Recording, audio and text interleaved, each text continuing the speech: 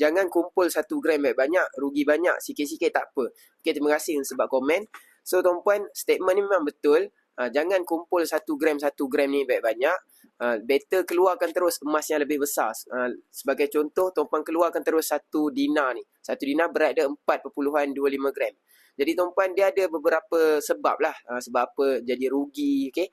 So saya nak terangkan satu persatu. Tuan-puan kena tengok video ni sampai habis dan jangan lupa save untuk rujukan akan datang. Sebenarnya penyimpan emas ni dia ada banyak jenis. Ada penyimpan emas yang dia suka collect item 1 gram macam ni sebab design dia cantik-cantik.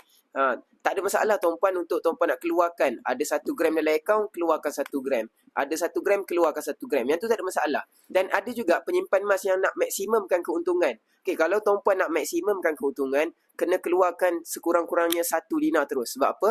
Sebab 1 dinar ni berat dia 4.25 gram.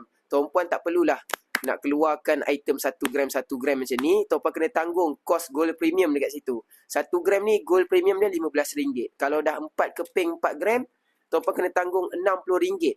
Okey, kalau tuan-puan keluarkan terus 1 dinar ni berat dia 4.25 gram, hanya tanggung kos gold premium sebanyak RM10 sahaja. Saya bagi satu lagi contoh untuk lebih faham. Tuan-puan dah simpan emas sikit-sikit, dah ada 5 gram dalam akaun. Tuan-puan tak perlu keluarkan item 1 gram macam ni supaya tuan-puan dapat jimatkan kos gold premium.